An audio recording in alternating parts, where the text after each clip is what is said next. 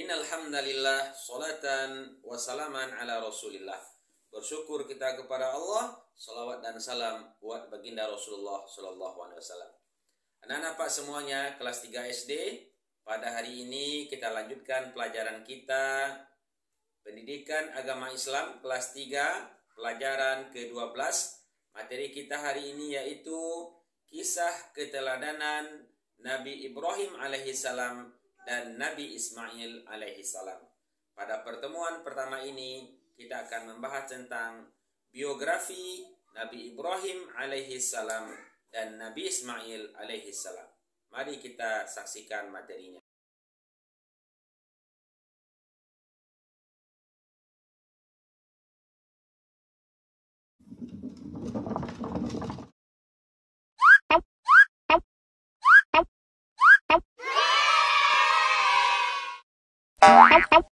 Bismillahirrahmanirrahim.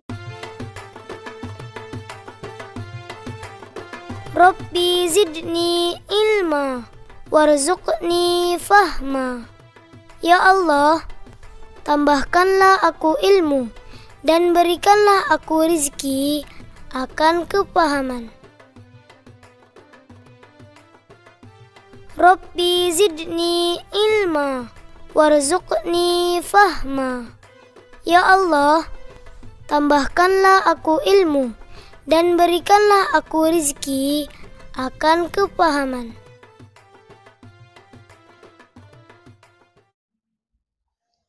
Assalamualaikum warahmatullahi wabarakatuh. Innal hamdalillah salatan wa salaman ala Rasulillah. Bersyukur kita kepada Allah, salawat dan salam buat baginda Rasulullah sallallahu alaihi wasallam. Bagaimana kabar anak-anak Bapak semuanya? Semoga kita dalam keadaan sehat, semoga kita senantiasa dalam lindungan Allah Subhanahu wa taala. Amin ya rabbal alamin. Baiklah Ananda semuanya, kembali kita belajar dalam mata pelajaran Pendidikan Agama Islam dan Budi Pekerti. Hari ini adalah pelajaran kita yang ke-12, pelajaran tentang kisah keteladanan Nabi Ibrahim alaihissalam dan Nabi Ismail alaihissalam. Untuk pertama ini kita akan membahas biografi Nabi Ibrahim alaihissalam dan Nabi Ismail alaihissalam.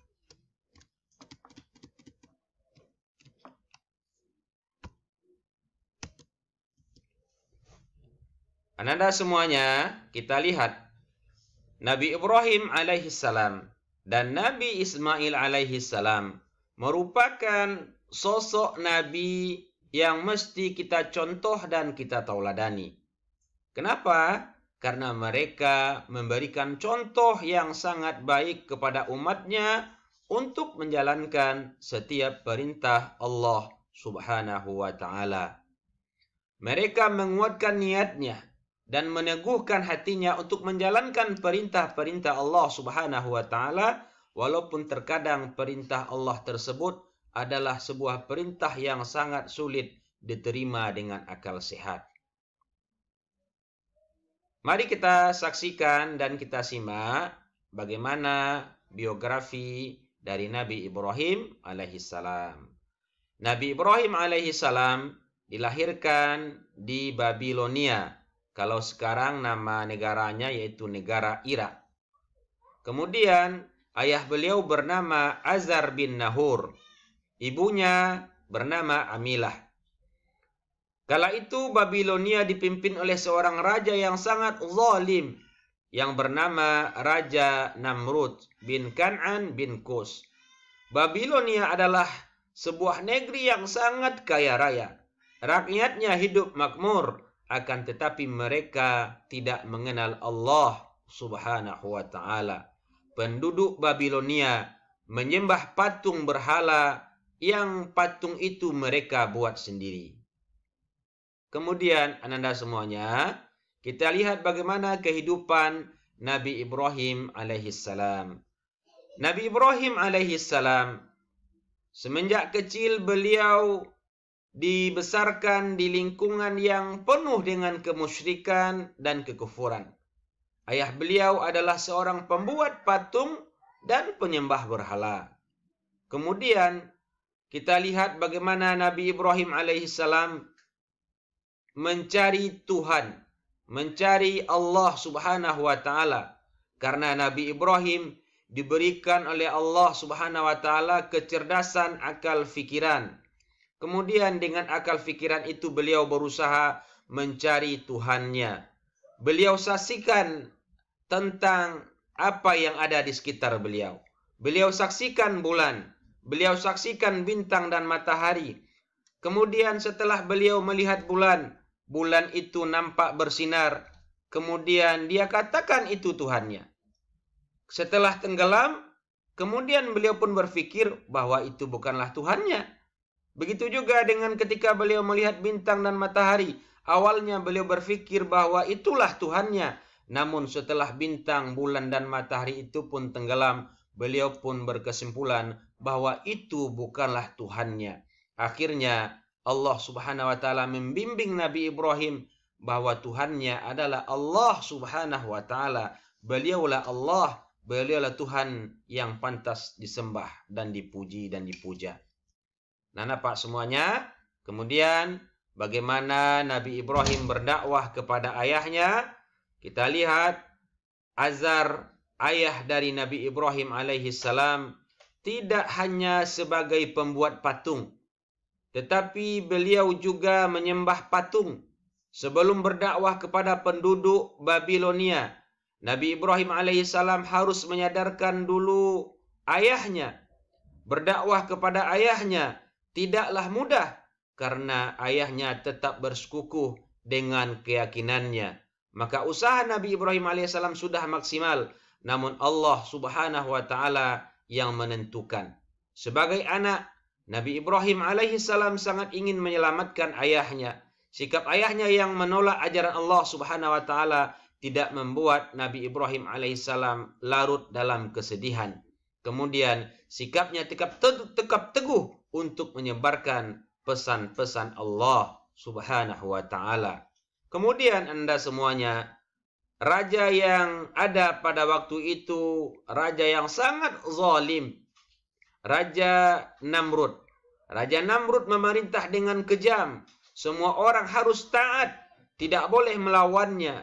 Bila ada yang berani melawannya, nyawa taruhannya. Rakyat hidup bagaikan budak. Keadaan itu tidak membuat Namrud puas. Kemudian ia merasa dirinya layak disembah. Ia ingin dipertuhankan. Ia berpikir rakyat pasti mau menyembahnya. Patung-patungnya tak bernyawa saja disembah, apalagi raja yang sangat berkuasa. Kemudian Nabi Ibrahim berusaha menunjukkan kelemahan patung-patung sesembahan Raja Namrud dan pengikutnya. Nabi Ibrahim alaihissalam berdakwah tak kenal lelah, tetapi penduduk Babilonia menolak dengan keras ajakan Nabi Ibrahim.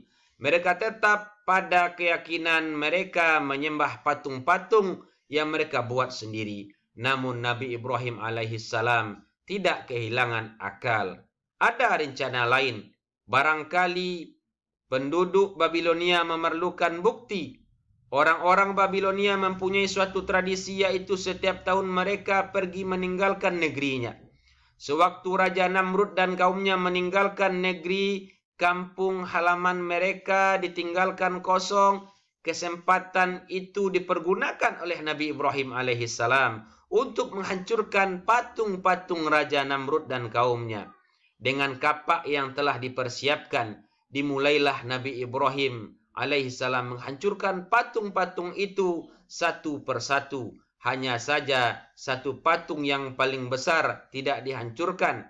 Lalu kapak yang dipergunakan menghancurkan patung-patung itu dikalungkan di leher patung yang paling besar tadi. Kemudian ketika Raja Namrud dan kaumnya datang ke pusat pemujaan, betapa terkejutnya mereka semua. Karena patung-patung sembahan mereka hancur.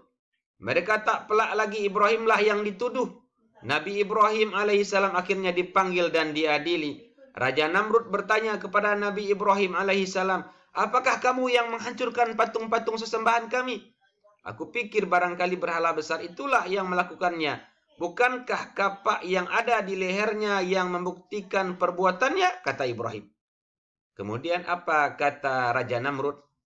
Mana mungkin berhala bisa berbuat seperti itu? Kalau begitu, mengapa engkau sembah patung yang tidak bisa berbuat apa-apa? Kata Nabi Ibrahim alaihissalam. Kemudian mendengar pernyataan Nabi Ibrahim alaihissalam itu, orang-orang yang menyaksikan banyak yang sadar. Selama ini mereka telah menyembah patung-patung yang tidak bisa berbuat apa-apa. Kemudian tidak bisa melihat, tidak bisa mendengar, tidak bisa bicara. Melihat keadaan demikian, Raja Namrud semakin murka. Raja Namrud akhirnya memutuskan bahwa Nabi Ibrahim alaihissalam harus dibunuh dengan cara dibakar hidup-hidup. Kemudian setelah kayu bakar dikumpulkan, Nabi Ibrahim alaihissalam diikatkan dan dilemparkan dengan alat pelontar yang membara. Api menjalar mendekati Nabi Ibrahim alaihissalam. Akan tetapi ia tetap tenang. Hatinya bertawakal kepada Allah. Ia yakin kepada Allah Subhanahu wa taala tidak akan membiarkannya. Allah Subhanahu wa taala pasti menolong orang-orang yang berjuang di jalan Allah.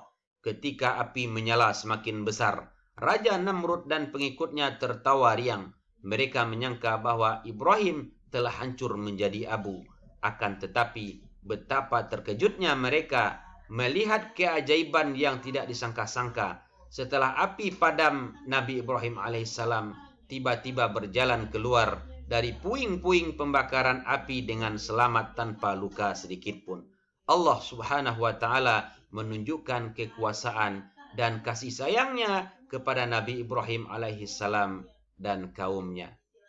Anda dapat semuanya? Maka inilah materi kita pada hari ini. Mudah-mudahan bermanfaat.